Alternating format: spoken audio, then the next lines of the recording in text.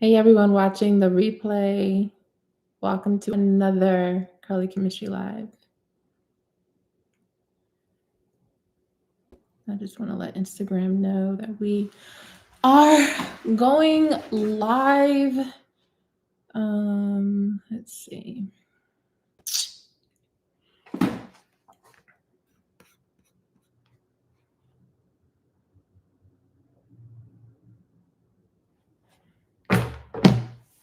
What is going on, everyone? I'm going to wait a few minutes before we get started. Let's see.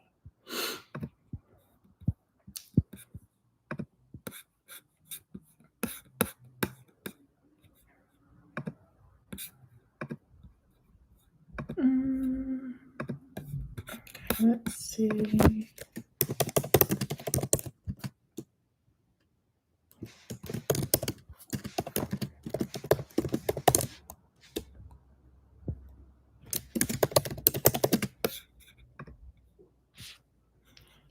Hey guys, what is going on?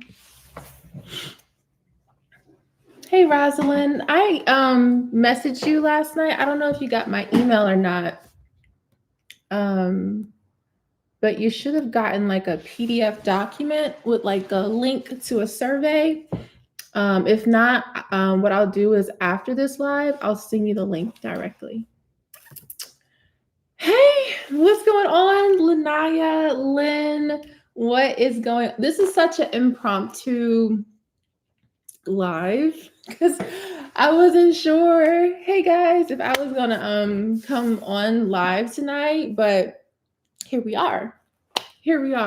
So I don't expect a ton of people to be here tonight because once again, I didn't even mention it. But I am gonna let Instagram know. So hold on one second. In the meantime, feel free to tell me where you guys are at, what state, what country, all of the things. We got Bronx in here. What is going on? Hey, Pamela. Hey, Janice, what's going on? How are you? We got Atlanta here, Michigan, Cali. All right, let's see. Okay. Instagram knows. They're in the know now. Tennessee, Canada, Texas, Florida. Awesome. Is it anyone's first time in here joining me live for the very, very first time? You're welcome, Rosalind. Anyone's very first time? Put a 1 in the chat or a yes in the chat if it's your very first time. Hey, Virginia. I was just in Virginia for a family reunion 2 months ago, I think. I was in Richmond. Oh, awesome. Well, welcome. So for those who are new here, basically this is your time to ask me any questions about your hair or your scalp that you may have. I love to do these lives because I get a chance to, engage with you all, answer your questions, because once again, who knows what your hair care journey has been this past week. Maybe you come across an issue. Maybe you're trying to figure out a product, whatever it is. I love this session because we get to engage and answer all the questions. So with that being said, if you guys have any questions for me, let me know. Hair care, scalp care, anything that's been going on lately, any challenges, drop them below in the chat. Typically what happens is once we start going, the questions start flowing. So if you have a question, just go ahead, take advantage of it now before it gets a little bit too populated. I'm probably going to be on for maybe an hour or so. And yeah, so I see some questions coming in. We'll go ahead and get started. So the first one is R. Davis. Hey, love, how do you use your tea? Great question. So for anyone who orders the tea, you will get the, it's like a manual, like an ebook. And the ebook pretty much breaks down more information about the tea and how to use it. So personally, I use it 3 ways. I use the tea 3 ways. The first way is I use it as like a hair growth tea. So after I shampoo my hair, I'll take the tea and I'll legit rinse my scalp with that tea. Inside of the tea, there are different organic compounds called catechins that help to prolong the active hair growth phase. So if you are experiencing like excessive shedding, you want to do that rinse after you shampoo your hair when your hair is like, or your scalp is like freshly cleansed. Another way, the second way I use the tea is when I need to, like, I need more slip. Because sometimes my conditioner, it gives me slip, but I may need like even more slip for detangling. I'll take any leftover tea I have and pour it directly over my conditioner on my head. And it legit takes your conditioner times 10. Like it increases the softness, the hydration, the slip. It's amazing. So that's the second way. The third way I use the tea is I will use it as like a leave-on spritz for my hair. So when I do the LOC method and I'm like spritzing it for hydration, you can put the tea as a leave-on on your hair. So we love that. Okay. Oh, and the last thing is you can drink it. You can make some tea out of it and actually drink it. I would say add a few things of like honey to it, like a tablespoon or a teaspoon of honey, and it's so good. So 4-in-1, a 4-in-1 product is what I would say. You see the questions, y'all, they coming in. That's what I was saying. Get y'all questions in early because once it started going, it started going. How's everyone doing tonight? I was just saying how this is such an impromptu live. Like I wasn't planning to go live. So even though I was scheduled to go live, emotionally, I didn't feel like going live, but I had a pep talk by someone who's very special to me. So I took his advice and here we are. So with that being said, let's get to the second question. Oh, that's interesting. Lanaya says, why do scalp pimples happen during post-menopause? Great question. So you want to look at your scalp like your skin, right? So when you have like buildup on the skin, when you have excessive oil or sebum or dirt, bacteria on the skin, you're going to get a pimple, right? Like I have one right here, right? The same thing applies to our scalp. So a lot of times it can be due to some inflammation. It can be due to some bacteria, some dirt, excessive sebum on the scalp. So what I would do is, and honestly, it could have come from like, you not shampooing your hair at a certain time or just random sweating that just wasn't, it could be anything. So I would recommend clarifying your scalp and then follow up with a hydrating conditioner to put that hydration back into your scalp. What you can do too, before I forget, is tea tree oil. Tea tree oil is amazing for like antifungal and antibacterial. So just adding like a little dab on that pimple on your scalp, and that will clear it up like almost like that. So tea tree oil is definitely a secret weapon for sure. Great question. Okay, next question is, I'm going to try to get through as many questions as I can tonight. It's about 59 of us in here. Hey guys. So I'm going to try to get through as many as I can. If you find this helpful, please be sure to like this video. Likes are always important and helps to with engagement and everything. Okay. Grateful and blessed. 013 says, hey, I know you don't do relaxed hair. I used to. Before I was like natural, I was relaxed. I know you don't do relaxed hair, but do you have any advice or tips to care for it properly? And do you feel like a person can absolutely, you can retain length? So let me say this.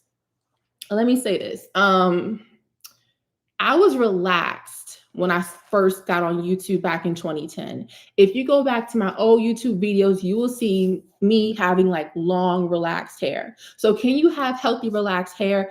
Absolutely. However, what you do determines how healthy your relaxed hair can be. So for example, the biggest thing for me that helped with keeping my hair healthy while relaxed and not damaged is by stretching my relaxers. And I'm talking like 3-month stretches. Like I wouldn't get a relaxer until like 3 months. One time I did a 6-month stretch. So I was getting relaxers only twice a year. And you might be thinking like, that's crazy. Like, how do you do that? But when I kid you not, like number one, you're going to retain so much length because I was moisturizing my hair, so I was caring for it. I kept up with my protein treatments on a monthly basis. Because I was stretching my relaxer so long, I was also minimizing the frequency of the potential damage that relaxers can do. And when I did decide to relax my hair, I had all this new growth. So the length was just coming. You know what I'm saying? So if you can find a way to stretch your relaxers at least for 12 weeks and at least 12 weeks, 3 months, that would be ideal. Protein treatments, while you're stretching your relaxers, do braid outs to kind of help with the texture, to blend in with the, the relaxed and the natural texture. Braid outs, twist outs, buns, for example, and just keep your hair moisturized. Like, even though my hair was relaxed and straight, I still use a moisturizer. I had like a cream-based moisturizer. I didn't do a lot of liquid moisturizers, but cream-based moisturizers, a little bit of oil, braid that up. You have like the best braid out ever the next day. So long story short, sis, that's what I did. But stretching the relaxers, I think, is key for having healthy, relaxed hair. Great question. The honey ingredient that you like so well, is it male honey? What honey ingredient, sis? We talking about Janice, the honey ingredient. I don't know what you're referring to. Let me know what you're referring to, and I'll try to answer your question. Lynn says, how do I get my hair thick like yours? Great question. So I'll say this.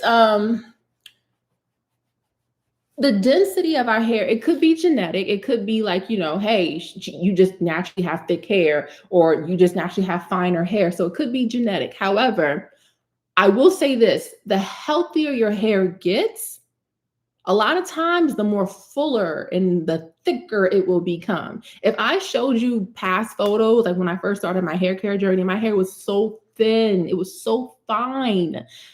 Just like nothing like this. But it wasn't until I started consistently keeping up with a good hair care regimen, and over time, my hair just started getting thicker. Scalp massages are going to be key, because when you are massaging your scalp, you are in a sense signaling blood flow, oxygen, nutrients to go to the follicle to support that hair growth, which will help to thicken the hair. So if I were you, focus on health, because the thickness will come as your hair gets healthier, but also don't skip out on scalp massages. I feel like scalp massages are like the underrated secret to healthy growing hair, because it does so much for our scalp. And if you do it before you go to bed, like, make it a part of your nighttime routine. I always tell my clients, for those who don't know, I do one-on-one hair care coaching. The link is below. If you ever want to connect with me one-on-one, I always tell my clients, when you do scalp massages, do them at night. Make it a part of your nighttime bedtime routine. Like how you have like a skincare shower routine at night, add the scalp massage to that routine, because now it's becoming second nature. It's not even a task, because now it's like, oh, this is what I do, 3 to 5 minutes. Massaging, good to go. Even better, apply like a hair growth oil to it to actually really help to boost even more. That's gonna be really good. But that's my recommendation. Definitely try it out. Keep me posted. Okay, Pamela says, hey, Pamela. Pamela says, hello, if I did a 2-minute ApHogee protein treatment, how long do I need to wait before trying the K18? I would say you can wait like a month and a half, like around there. If you're doing 2-minute, like the 2-minute protein treatment is like a moisturizing protein treatment. Like, it's like 50-50. So even if you decide to do the K18 a month from the ApHogee, that's still fine. Yeah, that's still fine. If you were doing 2-step, like the hardcore ApHogee, then that'd be a little bit different. But you're just doing the 2-minute, that's completely fine. You can do the K18 the following month if need be. Great question. All right, guys, how are we doing? Are we enjoying this so far? Let me read the room. Let me pause for a second. If you are enjoying this, put a 1 in the chat, just so I know if I should keep going or if I should not keep going. Let me know. Awesome. Perfect. Awesome. Great. And for those of you wondering, this is like it's a failed, well, I shouldn't say failed, because it was cuter earlier, but I did Bantu knots last night. This side is looking great. This side, just yeah, he just heal. So that's what's going on here. Just FYI. Okay, perfect. Awesome. Thank you guys. All right, let's go back up. Let's go back up. Let's go back up. Okay. I'm watching is her username. She said, he or she says, I have high porosity. I use cream moisturizer, but it removes my semi-permanent dye. Ooh, so fast. What can I do? That's interesting. I haven't heard that before. I think you're the first person who ever asked me that. The first thing I would say is, what cream are you using? What cream are you using and what semi-permanent dye are you using? Because one of them got to change. Either you're changing the brand, the product that you're using, like the semi-permanent dye, or you're changing the cream. I would start off with the cream because if you see that consistently with other formulations, then I would say, okay, you got to change the dye. Something up with the dye where it's just like coming off when you apply cream-based products. So that's the first thing I would do. Try a different hair moisturizing cream. If you still notice the same issue, then you may want to switch your dye. Yeah, but that's interesting. I really want to look up the science behind that because I'm wondering if it's pH related. I'm just taking notes. But yes, sis, that's what I would do. That's what I would do. Okay, let's see. Trina. Hey, Trina. Trina says, can you talk through hair, shampoo, conditioner, and style regimen? Do you blow dry your hair weekly? Because I love how much you stretch your hair. Thank you, sis. So for me, and for those who don't know, this is what I do. And I do this religiously because it works and it's simple. I'm not about to have 50 million steps on a wash day. I'm not. So I shampoo, condition on a weekly basis. I learned the hard way that I can't go longer than a week without washing my hair. On a day, I can go maybe every 2 weeks, but like longer than a month, I can't do it. I can't. That's why if I silk press my hair or wear like my hair in passion twist, you don't see them very long because I got to get to my scalp. So on a ideal basis, weekly wash day, shampoo, condition. Style wise, right? My styles coexist with my moisture cycle days. So for those who don't know, we all have a moisture cycle. That means how often you need to re-moisturize your hair. Just like we put lotion on our skin every day to keep it nice and moist and not ashy, right? The same thing applies to our hair. I just posted a reel on YouTube about treat your hair like you do your skin. I feel like a lot of times we neglect our hair. We pay so much attention to our skin and not our hair. So I re-moisturize every 2 days. And when I re-moisturize, that's when I redo my styles. So perfect example. Let's say Monday, I moisturized and sealed my hair. After I moisturize and seal, I'm putting my hair in a twist, a braid out, something. Tuesday, I'm rocking that twist out, rocking that braid out, right? Wednesday comes, that's day 2 for me. I got to re-up on the moisture. I'm going to redo my style. So that's kind of how I do it. So based off of my moisture cycles is when I redo my styles. That's what I do. That's what works for me. Every once in a while, I may do a wash and go. In that case, I'm doing more liquid spritz, liquid moisturizers, lightweight oils to maintain the definition of my curls. But that's pretty much what I do. I do blow dry my hair on a weekly basis, every wash day, but I use the Repair. And because I use the Repair, that minimizes heat damage significantly. That's what I do. Now, can you achieve the same results with a regular blow dryer? Probably you can, but I would not skimp out on a heat protectant. So I always use a heat protectant when I blow dry my hair. And I typically use the Apogee green tea keratin spray to keep my hair strong, the Apogee Pro Vitamin D conditioner to keep my hair moisturized, and then my heat protectant. So it's like do. So when I do the Repair blow dryer, my hair isn't dry and I can keep my curl pattern without losing it, you know? So that's what I do on a weekly basis.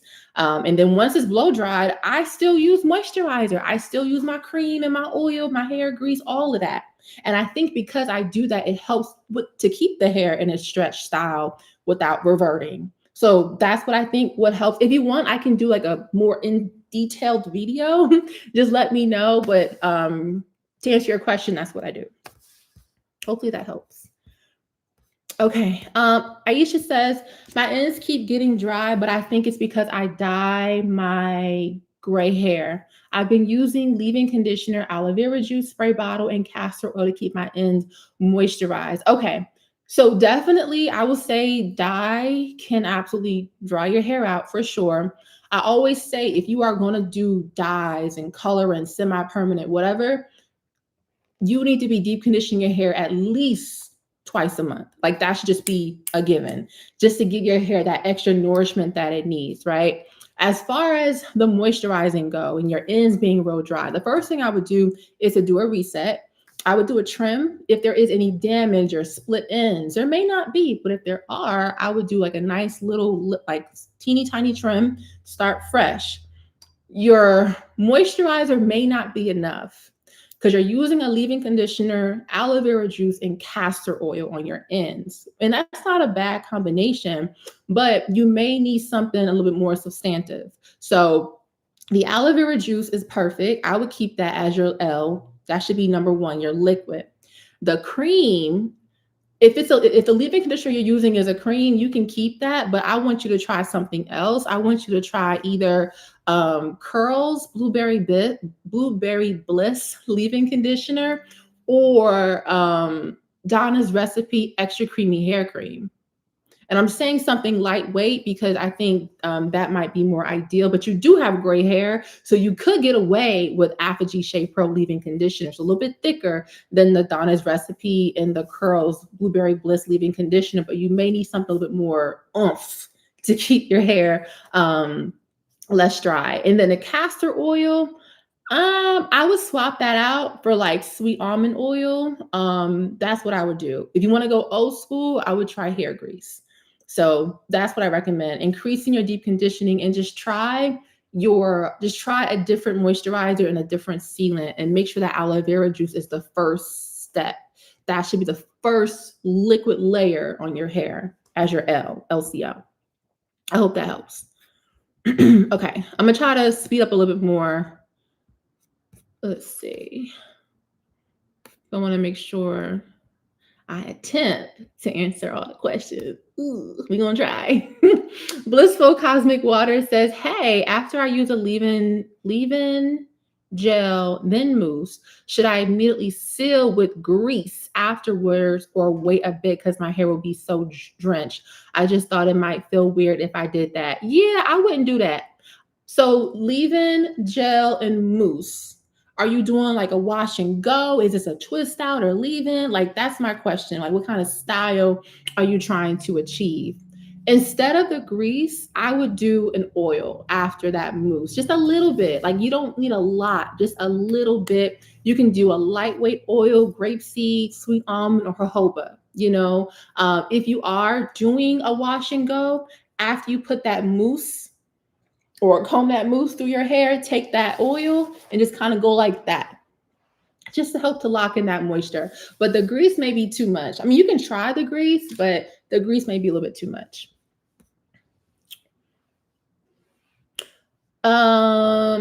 Nay or Nas says, hey, hi, I was thinking of using Nizoral anti-dandruff shampoo and tea tree conditioner for my son hair. Is that a good combo?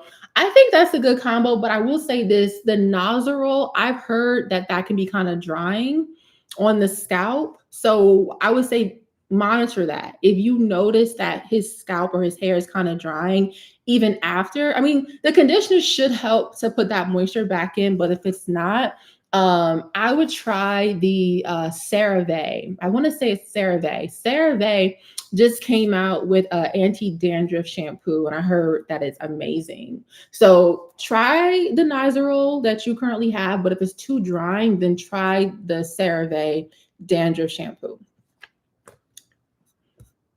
Thank you, Mark. Hey, Jasmine 23. Do you know if topical centrazine is good for retention and growth? Let's see. A histamine blocker.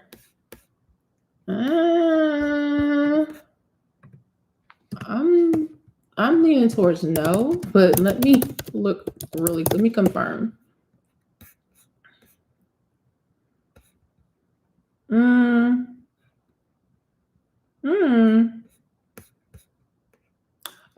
Okay, this is interesting. Okay, so in the case of androgenic alopecia, yes, there is a possibility that I can even talk possibility that this could be helpful. If that's the case, if you have androgenic alopecia, if you don't have it, I'm going to say no. But if you do have androgenic alopecia, where it's more of like a DHT blocker, hormonal hair loss, in this case, it could be helpful. But if that's not what you're experiencing, you may be better off with vasodilators like peppermint oil, rosemary oil, for example, some tripeptides, for example, copper peptides, things like that. But if it is androgenic alopecia, then I would try it for sure. Great question. All right, let's see. My ends tend to break off easily, small pieces when detangling on washed. Wait, let me go back. My ends tend to break off easily, small pieces when detangling or when I wash my hair. I don't know why, since I'm hydrating frequently. Do you have any tips? Great question, Debbie. So you're hydrating frequently. So I'm assuming you're keeping up with your moisture cycle. Your hair feels good. It feels soft, all the things, right? But you're still experiencing breakage. So it could be a lack of protein, or it could be how you're handling and combing and brushing your hair. Because if you're taking care of everything on a moisture side, it only leaves those two last culprits there. So either when you comb your hair, you may be doing it too rough. Are you starting from the ends and working way up? Are you taking your time? Are you doing sections? When's the last time you had a protein treatment? Because that's the thing too. Lack of protein can lead to breakage. Manipulation of the hair can lead to breakage. Lack of moisture can lead to breakage, but you're covered in the moisture side, what it sounds like. So to me, it could be a lack of protein. Or manipulation. So if you are not using a good wide tooth comb, I would definitely use one. My favorite one is the Tangle Teaser wide tooth comb. I also like the Unbrush. That one's really good too. And as far as protein treatments, I think doing one once a month, just a lightweight protein treatment, would be ideal. So hopefully that helps.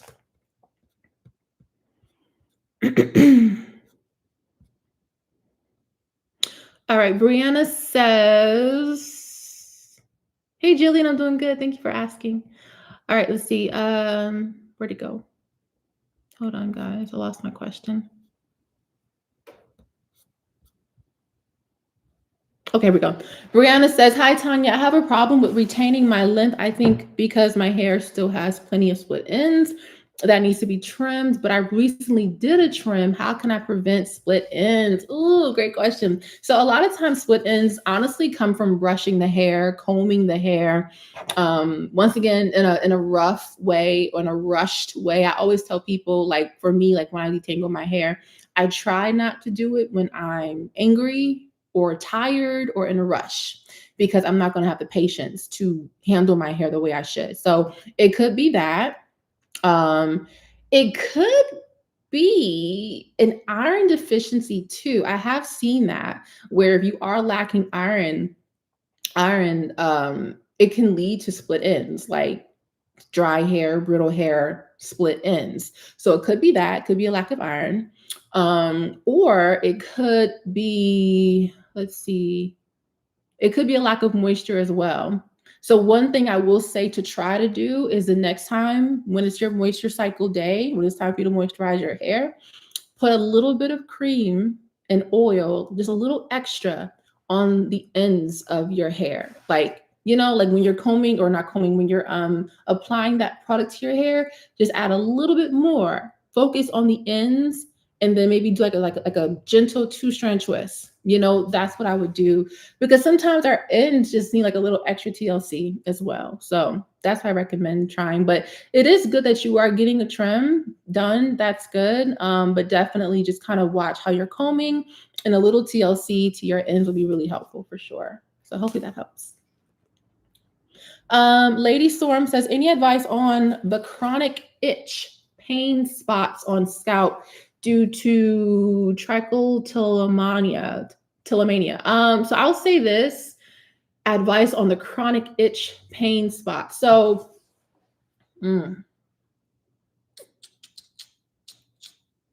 there's two things that's come to my mind. Two things.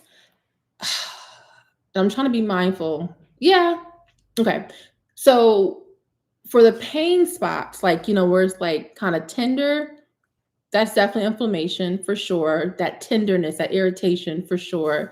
The itch, that can be solved via two things. Either definitely tea tree oil for sure, because tea tree oil will help to kind of heal that spot and soothe that irritation. But the other thing I'm thinking about too is aloe vera juice or aloe vera gel. I talk about that a lot on my live here. Like every live, I'll talk about aloe vera gel somewhere, like some way or form, because aloe vera to me is like an amazing anti-inflammatory for the skin, especially the scalp for sure. So I would definitely say if you can create some type of, and honestly, now that I'm thinking about it, there is a product that has the aloe vera. I think it has tea tree oil. I'm not too sure, but I don't know if you tried the Pacifica Scalp Love Serum. I talk about that product all the time. But that one's really good because it's very soothing on the scalp. It does help to relieve itchiness and irritation, and there is aloe vera juice in there to reduce inflammation. So if I were you, I would take a little bit of that serum on the spots that are very tender, and then add a little bit of tea tree oil. Like, you can even like kind of put this like in the palm of your hand, 1 drop of tea tree oil, mix that together, and then just kind of massage it in those areas. I think that'll be really helpful at reducing that inflammation from the aloe, and of course reducing that chronic itch from the tea tree oil. So hopefully that helps. But definitely keep me posted on that for sure. And that's the Pacifica Scalp Love Serum mixed with a little bit of tea tree oil. All right, let's see. Hold on. All right, I entered that one. Okay, Jasmine says, what is the difference between a hair chemist and a trichologist? Ooh, that's a good question. So I always look at trichologists as like dermatologists that focus mainly on hair and scalp. So you can go to a dermatologist and they focus on like skin care and like just any area of the body when it comes to skin, right? Moles, skin tags, things of that nature. But a trichologist, they look at, their main focus is the hair, the scalp, the follicle, the dermal papilla, like all of the things, right? Whereas me, I don't really say I'm a hair chemist. I say I am a cosmetic chemist. So what we do is we do a lot of research on ingredients, understanding formulation. So when you think about your shampoo, your conditioner, hair mousse, gel, leave-in conditioners, it takes a cosmetic chemist to develop that product for you. A lot of us have chemistry as background, like biology, chemistry, chemical engineering. Me personally, I have a master's in chemistry. So I am a legit chemist by trade, but I decided to go in the field of cosmetic chemistry, personal care, which makes me a cosmetic chemist. So we do a lot of science, a lot of formulations, developing hair care products. I think for me, not only do I do that, but I also specialize in just natural hair care education as well. So I kind of have the best of both worlds, but I don't consider myself a trichologist at all. I'm not in that space, but definitely natural hair care science, education, and actually developing formulas. That's your girl. That's me. So great question. Great question. All right, let's see.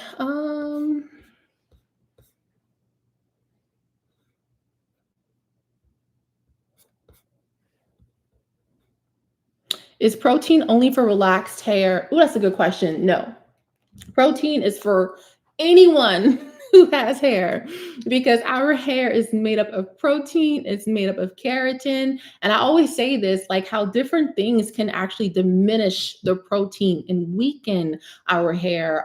Brushing can weaken the hair, chemical services like relaxers and heat damage and coloring services can weaken the hair. Dryness that leave cracks along the cuticle can weaken the hair. And to restore the hair, you need protein. So protein is essential. Whether you got relaxed hair, texturized hair, natural hair, it is essential. So that's why I'm so big on like do your lightweight protein treatments at least once a month as a preventative method to reduce breakage and whatnot, and also help to keep the cuticle intact.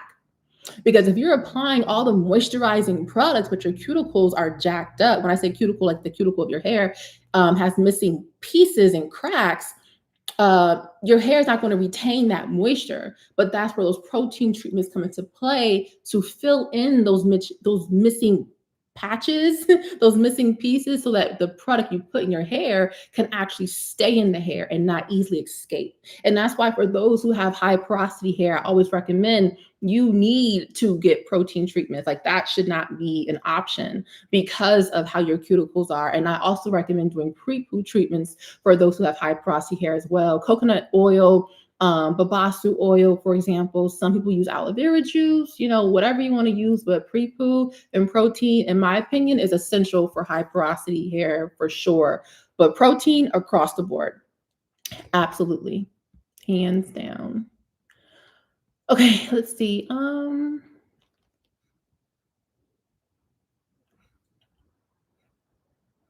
right, let's see. I answered that one. What do you think of Ayurvedic herbs for hair care? Have you used vitamin C? I haven't used that one. I have not used that one. I think Ayurvedic herbs are amazing. I feel like there's so many. It's so hard to keep up with all of them, but I recently started using Brimraj oil. That one I like. It reminds me of fenugreek, which is also in the Ayurvedic space as well. It has like a honey smell, so it smells like really sweet. Neem is really popular. Amla is really popular. So I think they're great for the hair. I mean, they've been used for centuries. Of course, a lot of them have a lot of hair growth properties behind them, scalp care properties behind them. Like the science is there. So I'm all for Ayurvedic herbs. But the one that you mentioned, I have not heard of that one. I might need to check that one out for sure. But yeah, I think they're great. I think Ayurvedic herbs are amazing. I think there should be more research done on them in regards to like our hair type for sure. But I think they're great.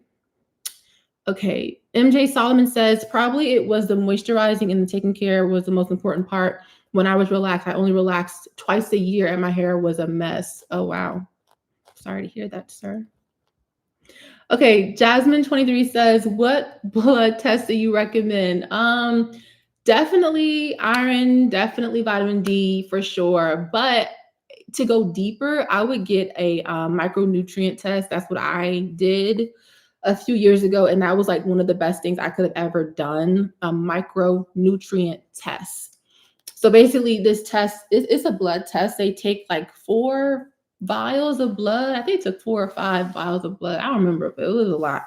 And basically they look at everything in this test. They look at your zinc levels, your biotin levels, your B12 levels, your potassium levels, like anything you can think of. This test does it all.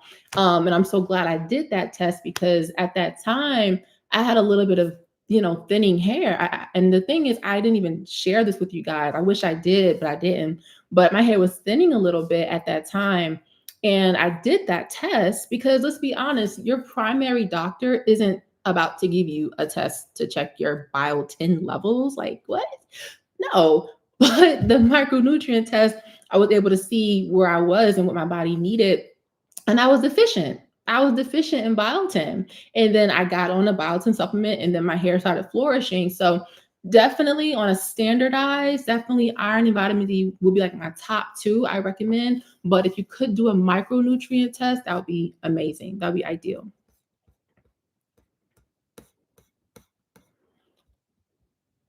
What's your thoughts on the K18 leave-in mask? I think it's a great peptide or bond treatment. Those type of formulations are designed to go past the cuticle. You have a lot of protein treatments that just stay on the surface of the cuticle, which are completely fine because once again, it helps to repair the cracks of the cuticle. But when you look at protein treatments like or bond treatments like K18 Olaplex, they penetrate deep, deep, deep, deep, and their goal is to pretty much how can I say it, restore the bonds of the hair, especially if you've gone through like heat damage, for example, or any type of chemical service damage, especially like bleaching, for example. Bond treatments are the way to go for sure. I think they're great. I think they're great. Okay, let's see. I answered that. The type of honey ingredient that's in the dew products that you spoke of a while. Hydroxypropyl, is it hydroxypropyltransodium chloride or honeyclot? Let me see. The dew. Hold on, let me see.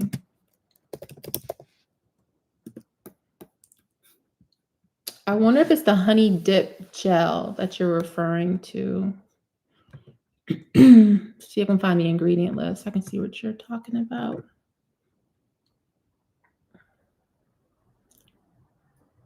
Not polyquat 10, because that's a cationic polymer.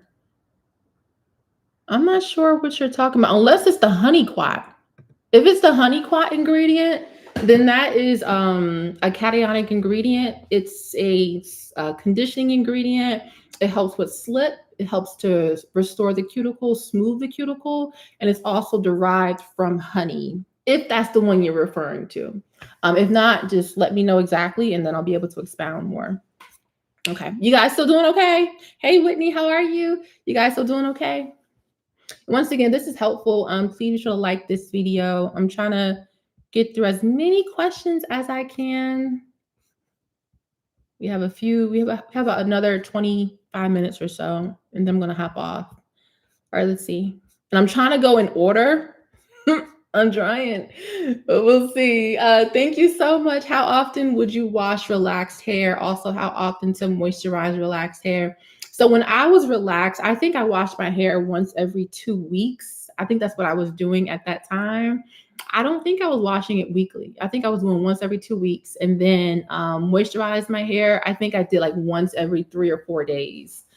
My moisture cycles back then were a little bit longer than where they are now, but I was still moisturizing somewhere in that week time span. So that's what I did. And you got to find what works best for you. You got to find that flow, but I highly recommend that anyone on here who is relaxed, because let's be honest, curly chemistry, we don't discriminate. Yes, my focus is curly natural hair, but we still talk relaxed. You know, we're all here, okay?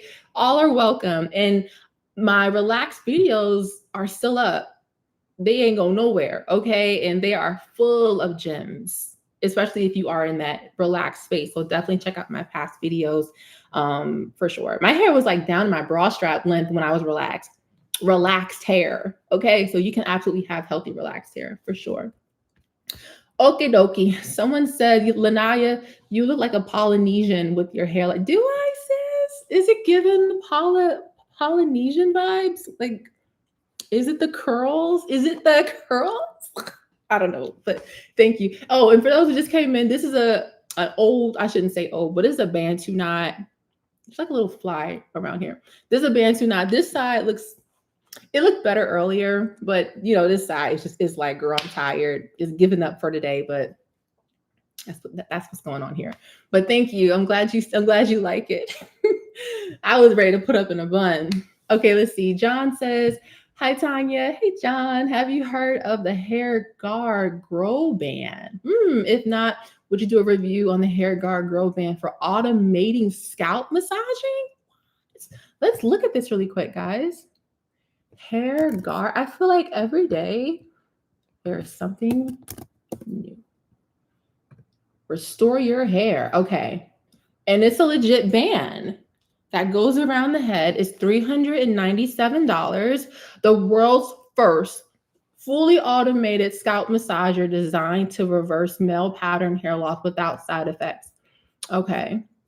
That sounds well and good. We like the marketing. What does the mechanism say? Is it just a massager? Hands-free and automated, long-term gains, no side effects. So this is just like a cap that massages your scalp. That's what it's giving. That's what it's giving. It's like a massager. So basically, it's like replacing your hands. So is it worth $397? I'll say this, for the convenience of it, right? Because you're just watching TV and this thing is on your head and you're like vibing with it. Sure. But to me, it's giving automatic scalp massager. It looks interesting. As far as like what it's supposed to do, does it make sense? Absolutely, because having that movement on the scalp is going to stimulate the blood flow. It's going to strengthen the follicles. So yes, technically it does work. It's just a really cool mechanism because it's a cap that does that work for you. But it is interesting. It is interesting. So if you want the convenience of a scalp massager that you just pop on and you just do your own thing and wash dishes, go for it. Absolutely, go for it. But I think it's interesting though. Very innovative. Whew, well, I'm out of breath. What's going on? Should I sip some? I'm out of breath here. Hey sis. Hey Sherry. Hey sis, you are awesome. Your advice helps me a lot with my low porosity hair. Thank you so much. You're welcome, sis. Thank you for being here. I'm using Design Essentials of avocado and honey. Well, that's a good one. That's a really good one. Okay, Brenda says, my crown itches more than the rest of my scalp. All the men in my life got bald spots and turned shaving their head bald. I'm thinking it could be genetic. It could be genetic. So let me read that again. My crown itches more than the rest of my scalp. All of the men in my life got bald spots and turned shave their heads. I'm thinking it is genetic. It could be genetic. Are you seeing any thinning at this, at the space like that's your like the crown? Because it could be genetic. It could be, but if I'll say this, if it is genetic, there may be ways that you can kind of help to prevent that. There's multiple ways. There's red light therapy, there's derma rolling, there's good old scalp massages. I would definitely use like a scalp oil. I would definitely start taking some pumpkin seeds, flax seeds to kind of help reduce that DHT. Because a lot of time with male pattern baldness, it is hormonal, it is it's tied to androgenic alopecia. So you can kind of help to onset that or prevent that by taking pumpkin seeds, flax seeds for sure, because those are natural DHT blockers. Saw palmetto is also great as well. You should be taking some type of like dedicated hair growth vitamin. I've been using the Mary Ruth refrigerated multivitamin, the liquid one. That one's pretty good. So there's different things that you can do before the balding comes, like to prevent that. If it is genetic, if it's just my hair is just itchy up in here, it could be irritated. It could be maybe something you used recently. It could be maybe you brushed a little bit too hard recently. It could be maybe you did a style and it was too tight, like the tension. It could be multiple things, but I would definitely monitor it. If you want to take it up a notch, I would look for a dermatologist or a trichologist in your area so that they can actually look at it and see what is going on in that area just to confirm. So hopefully that helps. Great question. Okay. What's your thoughts on TGIN Rosewater shampoo and the rest of their hair care line? So I'll say this, TGIN, I do like that line. I do like their mask. I like their leave-in conditioner. I haven't tried their Rosewater shampoo, but if you want me to look at the ingredients, I can. So let's look at it together. TGIN Rosewater Hydrating Shampoo. I hope this is not the company that I don't like how they list their ingredients. Let's see. Dang it. It is. Oh, this grinds my gears. I don't like, oh, okay. I'm not getting on my soapbox tonight. I'm not. I don't like it. I am. I'm gonna get up. I'm gonna get on my soapbox just a little bit.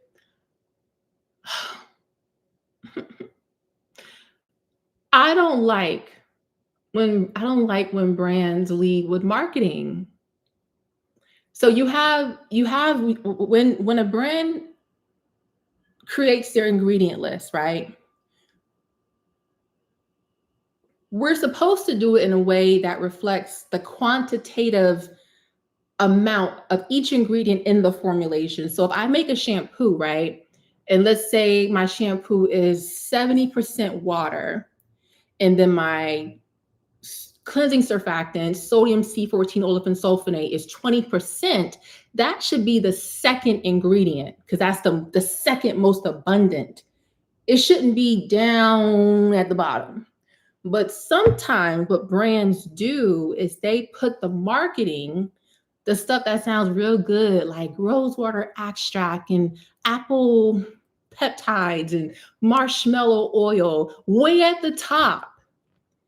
Because it just sounds like, ooh, because that's the first thing you're going to see when you're looking at the ingredient list. But coming from the industry, I can tell you with a stamp of guarantee that stuff is in there at less than 1%. So it's a little misleading, and that's why I don't like it. That's why I try not to like get on my soapbox. Because it's like, dude, you don't have to do that. You don't have to lead with the marketing. I mean, I get it, but from someone who's in the industry, it just seems very misleading, but I digress. I don't want to go too much into it, but looking at the formula says the cleansing surfactants are great. I think they're using gentle cleansing surfactants. I like that they're using the sodium C14 olefin sulfonate. That is a gentle cleansing surfactant. A lot of natural hair care shampoos will have that ingredient because it's very effective without stripping the hair. There's cocoamide or propylbutane. That is an amphoteric cleansing surfactant. What does that even mean, Tanya? That means it is not only cleansing the hair in the scalp, but it's also conditioning the hair and adding some softness. So I like that as well.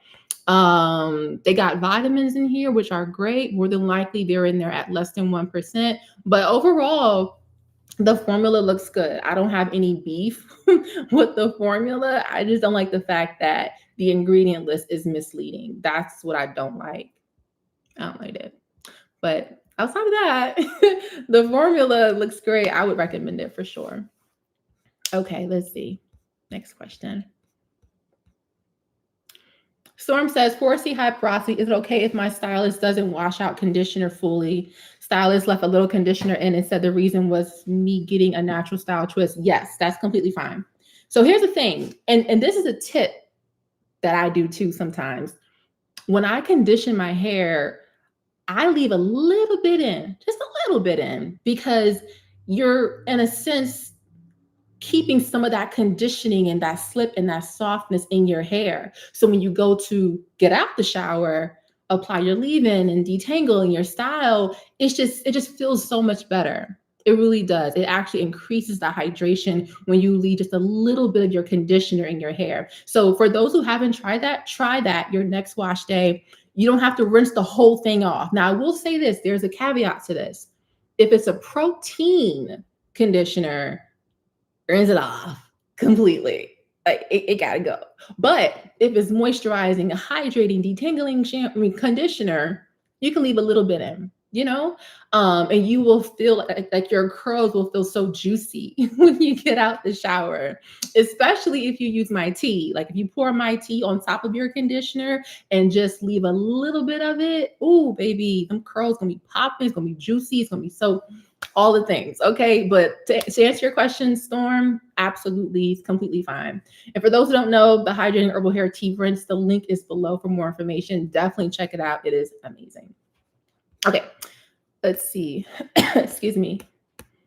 Do you use a heat protectant with the Revere? Yes, R. Davis, I do always use a heat protectant. I don't care if it's a blow dryer, a flat iron, a curling iron, there will be some level of a heat protectant. Fantasia Icy, Heat protectant is great. Garnier Fructis, the little green bottle, the yellow liquid, that one's good. Or the Lador, Lador Wonder Oil. Can't go wrong with those three. But yes, heat protectant is definitely a necessity for sure. Okay, let's see. Alexa, stop. Can a hydration mask be used as a deep conditioner? Absolutely. I did like that. Absolutely. Absolutely. So I'm getting tired, I guess. But yes, you can absolutely use a hydrating mask as a deep conditioner. And honestly, if it's a mask, it's already giving deep conditioner vibes for sure. If you add a little bit of heat to that, that'll be a really nice deep conditioner. So yes. Is coconut oil a good scalp moisturizer? I don't recommend coconut oil, like pure 100% coconut oil on the scalp. I don't recommend it. Here's why. Because, and you guys notice Curly Chemistry, curl friends, y'all know. If you don't know, I'm gonna tell you right now. Every oil, every butter has a comedogenic rating that goes from 0 to 5. This rating is like the likelihood of this ingredient clogging the pores of the scalp or even the pores on your skin, for example. Coconut oil is high. I think it's like a 4 or a 5. So it is known for clogging the pores of the scalp, which is why I don't recommend it at 100% on the scalp. If you're using a shampoo, right, that has like coconut oil in it, more than likely the coconut oil is in there like at less than 3%. So that's not a big deal. But like straight up coconut oil out the jar and going, I don't recommend it. Instead, you want to use oils that are non-comedogenic, that has a rating of 0 or 1. Hemp seed oil, jojoba oil, grapeseed oil, sweet almond oil, I want to say is in that 0 or 1 range. Like things like that, lightweight oils, ideal for like moisturizing the scalp in a sense. You can also use hair grease. Believe it or not, hair grease is a comedogenic of 0. So you got options. You got options. Excuse me. Tyshirt 913 says, in high school, a Jamaican woman who did my hair once told her client to gently tug at her hair daily at the root to grow. Is there any science behind this? I'm going to say no, because I haven't seen any journals, research papers backing that. So I'm going to say no. I'm going to say no. A lot of times pulling the hair can actually cause more damage, more bad than good, you know? So I'm going to say no, because if you think about it, hair growth starts at the dermal papilla. You know, it starts deep in the scalp. So I'm going to do my little schematic here. Okay. So bear with me. So we have the scalp. Hope this pen don't die. Lord Jesus. Okay. Let's see. It's going to look so bad, but I promise you I'm a better drawer. Just not tonight. Okay. So this one looks so horrible. I'm so embarrassed. No judgment, right? No judgment. Okay, great. So, bam, this is your scalp, right? I'm making it worse, but this is the scalp. This is like, let's say where the hair rests in the scalp, right? In the follicle. This here is the hair bulb, or really the dermal papilla. I should say the dermal papilla, not the hair bulb. The dermal papilla. Underneath the dermal papilla are little blood vessels, right? Now, in these blood vessels, you have blood, you have oxygen, you have nutrients. These are the keys that are performing the hair growth. So hair growth really is starting down here. So when it comes to like supporting hair growth and growing the hair, it really begins here. So tugging at the hair ain't gonna do nothing, because the real workhouse is what's happening down here. You know what I'm saying? So what stimulates this? That's the real question. What stimulates the dermal papilla? What gets it going so we can keep our hair in the anagen phase for longer periods of time? Because if we can keep our hair in the anagen phase, the active hair growth cycle, for a longer period of time, we're going to see longer hair. However, if we can't keep our ends and our hair is breaking off, our hair doing all the work up here, but we're not going to see the length because it's breaking off. So that's why I always be talking about like vasodilators and, angiogenesis, for example. Angiogenesis is the formation of new blood vessels. Vasodilation is opening the blood vessels so more blood, nutrients, and oxygen can flow through to the dermal papilla. That's where rosemary and peppermint come into play. That's where regulating your stress, being mindful of what you eat, because inflammation, processed food, soda, fried food, fast food on a daily basis, just in general, can slow the growth that's taking place down here. It can disrupt the hair growth cycle. So it's a lot that goes into hair growth. But as far as tugging the hair to make it grow, nah, I don't think so. Mm-mm. That was a very long-winded answer, but hopefully that makes sense. Hopefully that makes sense.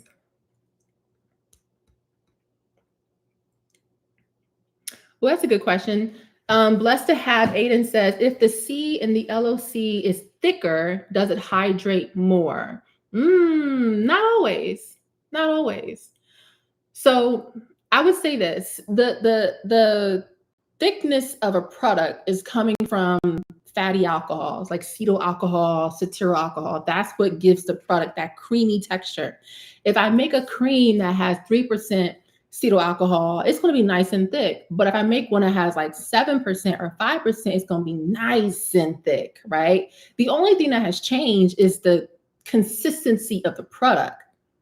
You know what I'm saying? Now, the hydration, now that's coming from the humectants, the glycerin, the aloe vera juice, the sorbitol, hyaluronic acid, panthenol. Those are the ingredients. Water being the first ingredient, aloe vera juice being in there, honey being in there. That's really going to be your hydrator. That's going to go into to support moisture and hydration, right? The O, your oil, that sealant, is going to lock all that in. So as far as like, oh, the product's thicker, it's more hydrating, no, that's not always the case.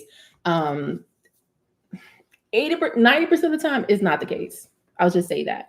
I really want to say 99.9%, but we'll give a little bit of chance. But you really want to look for products that have those humectants and hydrators in there. And that's why I say get my ebooks, y'all, because I talk about all of this in my ebooks.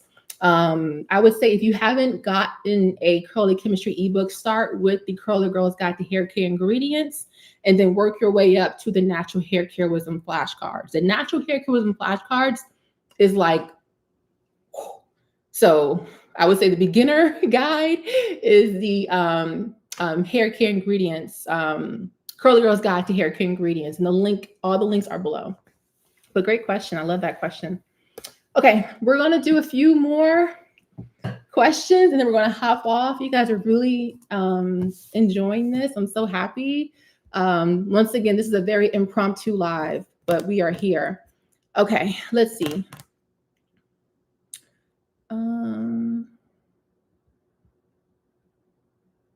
Absolutely. Okay. I'm trying to figure out how I want to do these last bit of questions, because I'm not going to get to every question tonight, unfortunately. I'm trying to find some that I haven't answered yet, because some of them are not repetitive, but I've kind of touched on already. So I'm trying to find ones that I haven't touched on. What's the lightweight protein treatment? ORS, replenishing conditioner, Apogee 2-minute conditioner. Those two are lightweight for sure. What would your, this is an interesting question. What would be a moisture and hair growth routine regimen for an aquatic athlete? Low porosity, great question. So the same thing I would say for anyone, would be the same thing that applies to you. The only difference I would say is for your hair to kind of ensure that the chlorine doesn't, in a sense, I don't say damage your hair, but affects your hair, is before you get in the water, definitely put some type of either oil or a liquid leave-in conditioner on your hair for sure. I think that would be ideal. I would also increase your deep conditioning to twice a month if you can, for sure. As far as hair growth goes, same thing. Scalp massages, get on a good multivitamin, and then be mindful of breakage. Because I'll say this till the Lord takes me home, is that we don't have a hair growth problem, we have a length retention problem. Our main culprit is breakage. So it comes down to, how can I minimize breakage? The key to hair growth is minimizing breakage. Unless it's a hormonal issue or there's some type of like alopecia issue, then that's different. Or you're deficient in something, then that's different. But 90% of the time, it's breakage. So moisture is going to be key. The same thing I would say to anyone else, Jenny, would be the same thing. Lightweight protein treatment once a month, ideally. But definitely for the water, lightweight conditioner, liquid conditioner, or oil on your hair before you get in the water to protect your cuticle from the chlorine. That's what I would highly recommend for sure. Do you recommend botano oil? Botano oil is great as a sealant for sure, for locking in moisture. I just started weekly wash day 3 weeks ago and only wear a twist. I don't take the twist down. Should I retwist weekly on wet hair? Should I use foam or gel, or just twist with grease? Let me reread your question. Just started weekly wash day 3 weeks ago and I only wear a twist. I don't take the twist down. Should I retwist weekly on wet hair? I would retwist on a weekly basis. I think that's fine, especially when you are, redoing your moisture cycle or putting your leave-in conditioner on after your wash day. I think that would be ideal. As far as if you should use foam or gel or just twist with grease, I would probably do a leave-in conditioner or moisturizer and then follow up with a grease or a gel to lock in that moisture. Unless you're doing like a wash and go, or you want more hold, more definition, then I would say the mousse and the gel for sure. But if it's just regular twists that you're gonna just keep in, not really taking them down, but just as a style, you're just keeping them in and only unraveling them on your wash day, I would do the moisturizer and then oil or a hair grease. That's what I would do. Is there an oil you recommend for scalp massages to increase hair growth without the oil clogging the scalp? Yes. I would check out Breakage oil. It's in my Amazon store. I'm probably butchering the name, but it's an Ayurvedic oil. I want to see if I can find it really quick. It's like Breakage oil. I'm trying to see if I can find it. Is this the one? This is it. So it's like BHRIN GRAJ.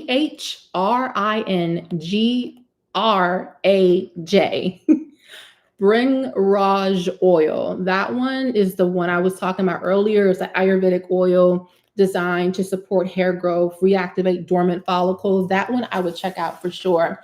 But for like scalp massages, you can always do like jojoba oil with a few drops of peppermint or rosemary oil. I'm getting hot with this thing on. Whew. Is sodium sulfate / chloride in shampoo bad for the hair? So I love your question. So sodium sulfate, like SLS, like sodium lauryl sulfate, I'm assuming that's what you mean. Technically it's not bad for the hair, but at high quantities, yes, it can be very stripping. A lot of times when we were using shampoos like 10, 20 years ago that had sodium lauryl sulfate and it was stripping our hair, is because the percentage that they were using it was like 20%, 30% in a shampoo. That's a lot for our hair type. Now, if I make a shampoo and it has sodium lauryl sulfate within it, I would maybe do 5%, like a very low amount. So it's still cleansing the scalp, but not so much where it's leaving your scalp and your hair super dry. So to answer your question, is that ingredient bad for our hair? No. But at a certain percentage in a formula, it can be. Yes. What's the proper way to do a scalp massage? Because my scalp gets sore very easy. If your scalp is getting sore from massages, you may want to do it like less frequent for sure. Maybe like 2 times a week, or even, I wouldn't say 1 time a week, but like at least 2 times a week if you can. But there's no art to it really. There are different methods. So you could do the round method where you're just kind of going like that, or you can do the tapping method. So kind of like going like that, like around different quadrants. So you have like your 4 quadrants, just focus on one quadrant, the tapping method, and go like that. Or, or go like this or go like that. So those are like the top 2 methods, but I would maybe decrease the amount of time that you're doing it until that soreness subsides. That's what I would do for sure. Okay. How about steaming for low porosity hair? I think steaming is fine, like if you're doing a deep conditioner, especially for low porosity hair where the cuticles are very tight. Steaming will help to slightly lift the cuticle so that product can penetrate a lot deeper. So if you want to do like steaming on your deep conditioning days, I think that'd be golden for sure. All right, let's see. Does the texture of your hair determine low or high porosity? That's a great question. I'm going to say that's a really good question. Part of me wants to say no, but then a part of me wants to say yes. But I will say this, the biggest determinants of porosity is usually what we do to our hair, for sure, what we do. So right now, I'm low porosity, but I have certain parts of my hair that are are high porosity. So different things that can move you to high porosity would be manipulation, excessive heat, chemical treatments, for example. Dry hair in some cases can lead to higher porosity. So as I'm saying, a lot of times is what you do that determines the porosity of your hair. Now, I've heard that there are some ways to go from high porosity to low porosity. We talked about this on my last live, like there's like porosity fillers on the market. They're basically protein sprays that help to kind of fill in the gap where there's like the space in the cuticle. It helps to fill in the gap to support a lower porosity. So there are different products out here that are designed to decrease the porosity of the hair so it's not so high. But usually it's what you do that determines the porosity of your hair. That's a great question. I definitely want to do more research on it for sure, especially like going from high to low. But yeah, great question. What's the best method of use for amla powder? I mean, for amla powder, you can turn that into a mask. So you can do like the powder mixed with like olive oil, for example. Some people mix their powders with like yogurt, avocado. I mean, you can get very creative. But one thing I will say is do not put it on your scalp. I don't recommend creams on the scalp very often because a lot of times the scalp it kind of throws the scalp microbiome off a bit. So for the scalp, I recommend oils, shampoo, of course, serums, liquids are great. But when it comes to like creams and masks, it gets kind of tricky. But like an amla mask, like powder, you can turn that into like a really nice mask for the length of your hair. Okay. Do essential oils go bad? That's a good question. I think they do. I think they absolutely have a shelf life. The next time you purchase, or if you do have like peppermint oil or tea tree oil at home, look for the expiration date and it should be on there. But yes, they can go bad.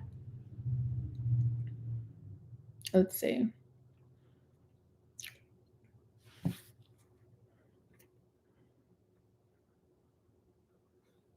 Did you ever use the Lola Rapunzel strengthening hair mask? How do you like it? Trina, I used it. I didn't like it. And I'll say this, you might like it, but I personally didn't like it. It did not give like the hydration that I was looking for. I just didn't like it. It was okay. It was okay. I mean, and maybe because I didn't need the strengthening, maybe that's why my hair didn't respond well to it, but I didn't like it. Okay, let's see. Miss Joy, you're not being fair this live. How am I not being fair? How am I not being fair, sis? How am I not being fair? Are you reading the YouTube questions? Of course. Where else would I be reading it from, sis?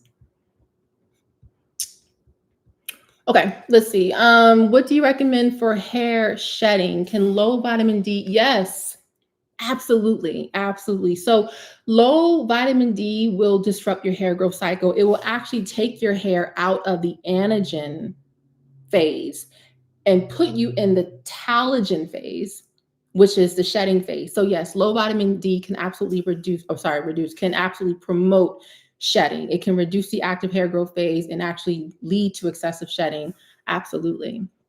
But as far as what do I recommend for shedding, handling the vitamin D, that's going to be key for sure.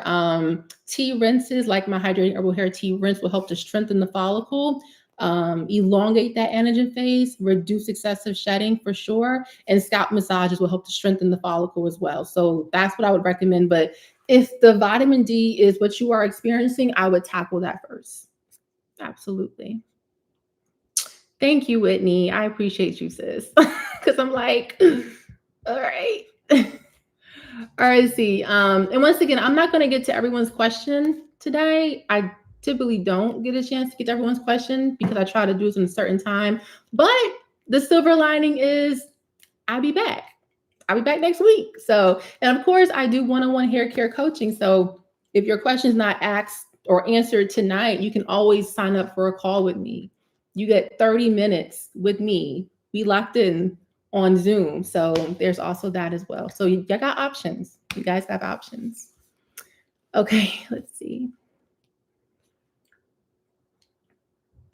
What do you think about using gel for 2-strand twists?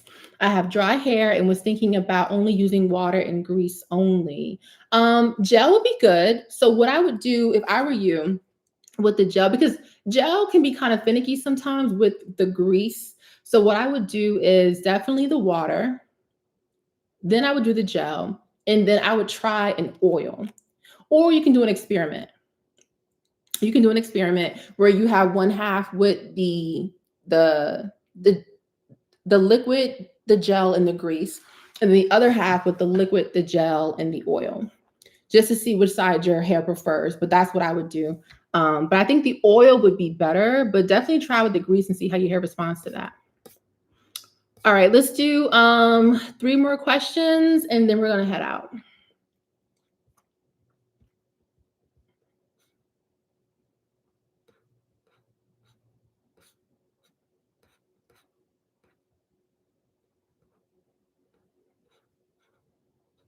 I'm trying to find one that I haven't answered.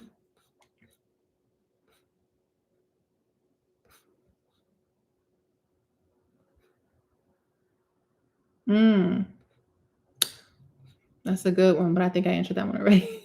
I answered that one already. Oh goodness. What's a good protein-free conditioner? So a good protein-free conditioner. Oh, that's really good. There's so many I want to recommend, but I'll just start with what's off my head right now. So definitely the Aussie Moist Miracle Curls leave-in conditioner, hands down. Whole blends, the whole Garnier whole blends. It's like honey. It's like honey. I think it's honey and olive conditioner. That one's really, really good for sure. I want to recommend the ORS replenishing conditioner, but that one is a little bit of protein, so you may not like that one. But then again, TGIN, I think it's TGIN, their rose water conditioner. That one's also good, I've heard as well. So you can't go wrong with those. But if I were you, I would start with the whole blends, the Garnier whole blends conditioner, the honey one. That one's really good. It has a lot of slip. All right, let's do 2 more questions. I want to do one towards the bottom.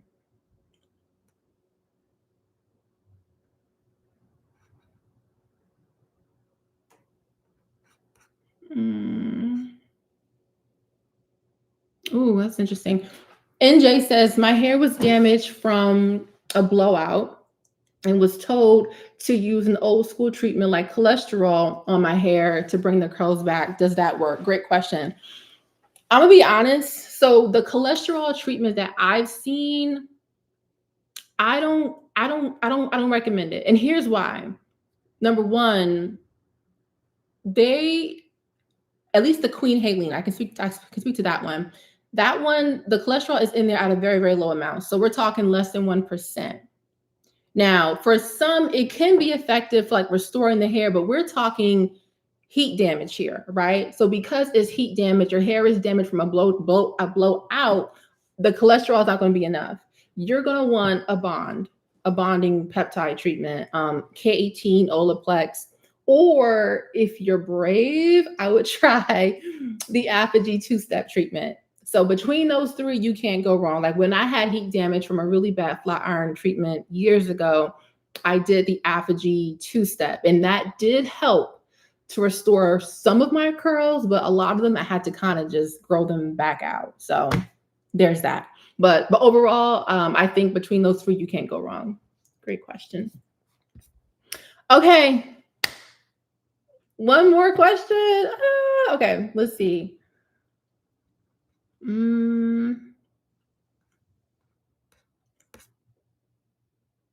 right, I'm going to do 2 more, and then I'm going to go. 2 more, then I'm going to go. Thank you for taking the time with us, even though you are considering not to. Oh, thank you, sis. Tell your friend thanks for encouraging you to come on. Rest well. May God surprise you with added blessings. Thank you, Rosalind. I appreciate you so much, sister. I needed that. Thank you. I was saying earlier, it was a little rough. It was a little tough for me to come on tonight. So I appreciate that. Thank you. Okay. Where was the question at? Here it is. Sydney. Hey, Sydney. Sydney says, what are tips to make wash days shorter? My hair is waist length and 5 or so inches are relaxed heat damage. Okay. Wash day takes 2 hours in the shower alone. My hair is high porosity, thick, dense, and about 4A, 4B. Okay. The first thing I want to say, are you ready? Pre-poo and detangle. Pre-poo and detangling will save you so much time. Here's why. Pre-poo naturally softens the hair. So it's naturally going to soften the hair, number one, which is going to make managing your hair in the shower so much easier. And then if you apply you detangling your hair, you're getting out all the tangled hair, all the matted hair, all the shedded hair, because a lot of times it's the detangling process in the shower that typically takes up the most of the time. So if you can pre-poo and detangle prior to water even touching your hair, that's going to be a game changer right there. Do sections, and that's going to make your wash day so much easier. For your shampoo, conditioner, focus on hydration, because once again, that's going to help to soften the hair, make the hair more easier to detangle, more manageable in the shower. So that's the first thing I would do. I would do at least 2 good washes with your shampoo, add, rinse, lather, add, rinse, just 2 times. And then one thing I would say too is leave the conditioner on for a few minutes. But as the conditioner is on your hair, wash the rest of your body, because the time you are taking to wash your body, in a sense, you are kind of creating your own conditioning treatment with the time and also the steam from the shower. So that's what I would do. And then after that, because that alone should take off some time between the pre-poo and the detangling and just conditioning while you're washing the rest of your body. You're multitasking at that point. So that's what I recommend. But the pre-poo and detangling, for me at least, has been a game changer. So that I would highly, highly recommend for sure. Absolutely. And then also too, have your products laid out. Like when you get out the shower, your leave-ins here, your oils here, you already know how you're going to style it. Like just kind of prepping your products in advance will also save you time and stress as well. So that I highly recommend.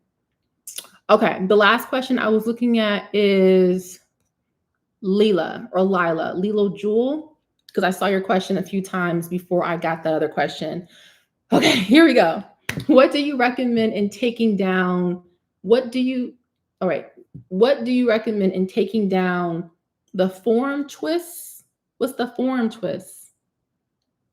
What's the form twist, sis? Am I missing something? The form twist to prevent breakage. So I'm going to answer your question like, what do I recommend in regard to taking down your hair from twists to prevent breakage? That's what I'm assuming.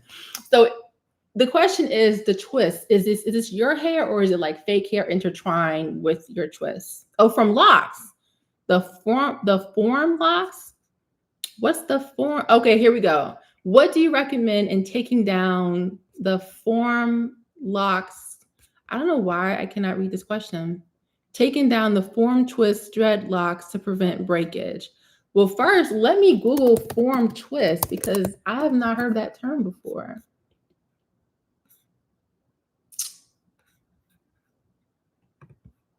Hold on one second. Because I have an idea, but I want to confirm.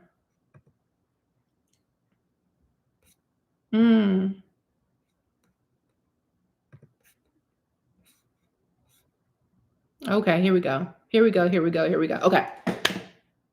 You ready? Because I'm ready. Okay, here we go. So the first thing I would say is dedicate some time.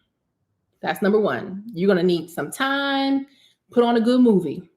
Okay, because you want to be locked in. You don't want to feel rushed. So pick a time where you can just kind of sit down and just relax.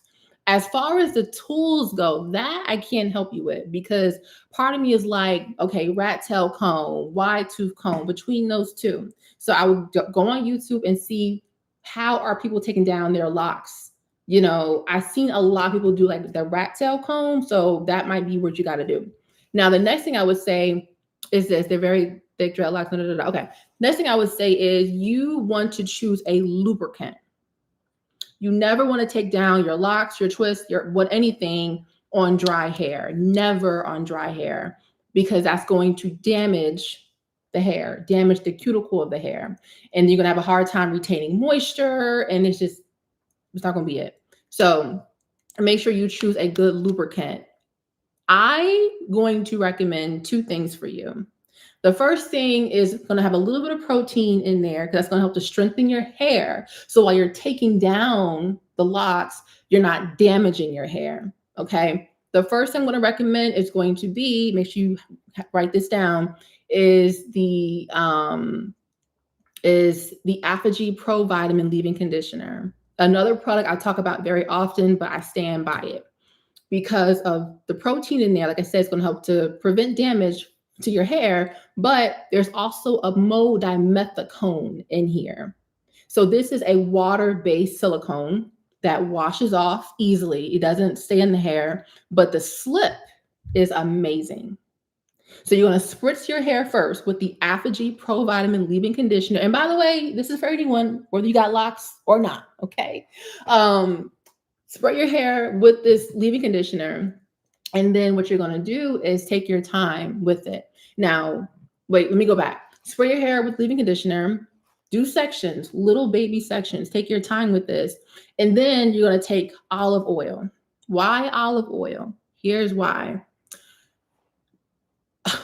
I'm sorry, I got caught up in something else. Here's why. Olive oil has a high amount of oleic acid. Oleic acid is, how can I say it? It's a fatty acid. And fatty acids like oleic acid improve the slip. And what it does, it creates a protective coating around the cuticle, which will make detangling and taking down your locks so much easier. Long story short. So layer first with the liquid leave-in conditioner, Pro Vitamin Leave-In Conditioner, and then take that olive oil, extra virgin olive oil, make sure it's green. Don't get the yellow one, get the green one, okay?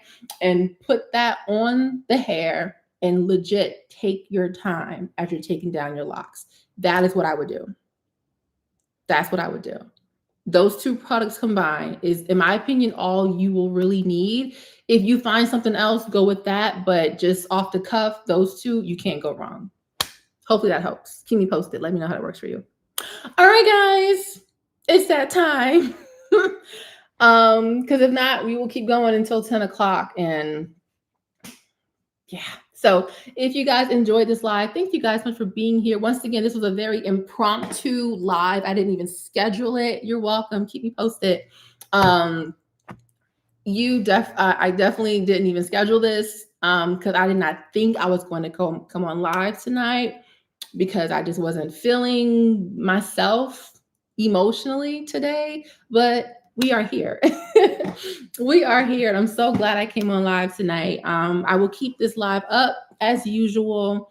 I will be back next Thursday. Yes, next Thursday at 7 p.m. Eastern Standard Time. But next week we will be on Instagram. So that's where we'll be. And then the following, we'll be back here on YouTube. So yeah. But I hope you guys enjoyed this live. Did you guys enjoy this live before I hop off? Did you guys enjoy it? Thank you, Whitney. I appreciate you, sis. Thank you. And I got your email. I'm shipping the stuff out tomorrow. Okay. So prayerfully you'll get your package probably by like Tuesday, Wednesday of next week. So I'm excited.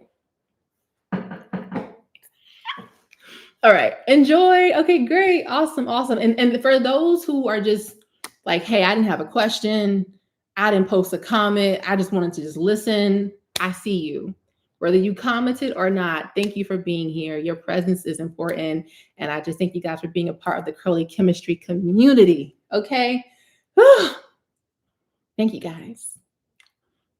You're welcome. You're so welcome. Awesome. All right, guys, let me go before I start answering again. I love you guys so much. Have a wonderful weekend. Stay safe. Say your prayers.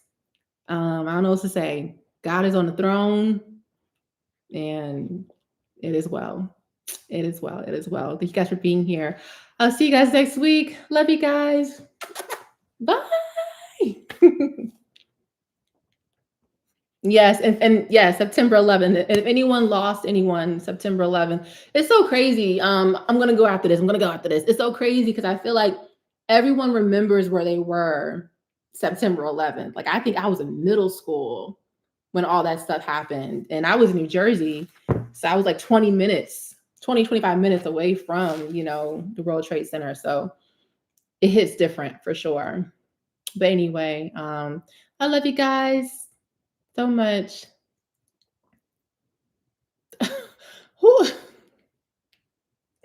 Okay, let me go back. Miss Joy, what's going on, sis? What's going on? Miss Joy, what's the question? What's the question, sis? What's the question? Because you called me out earlier and you was like, you ain't fair with the question. So what's the question? Okay, help. I need my hair to match my freckles. Your freckles. Okay, I must lighten my hair. Henna is not lightening my hair enough. What should I do? Are you really ignoring me on purpose? No, who does that? I have no reason to ignore you, Miss Joy. I don't know if she's even, are you still, she may not even be on here no more. She might have said, bah. But if she watches the replay, oh my gosh, if she watches the replay, sis, you want your hair to match your freckles. Okay. Henna's not going to do it. It's not. You may need to, find like a semi-permanent color. Like go to the beauty supply store and they have like little hair swatches, the little hair swatches, and like match it to your freckles and go with that. Because henna's not going to do it. So you may need a semi-permanent where you have more ranges of color to match your freckles, sis. Okay. That's what I recommend. If you do that, make sure you keep up with your deep conditioner because semi-permanent can be drying to the hair. Okay. Okay. I think we're good. I don't think she's in here no more, but if she comes back to the replay, there you go, sis. Okay. It's okay. I love you though. We're here. We in this together, Miss Joy. Okay. But seriously, the semi-permanent, I would recommend to do that and just go to your local beauty supply store or go to Sally's, for example, because they're more hands-on with you. And they can really match them. So I never thought about that though, matching your hair to your freckles. Let me know how it works out though, for real. Okay. All right, guys. I love you so much. I'm gonna go now, get some rest. Probably not, but we'll see. Bye, guys. See you next week.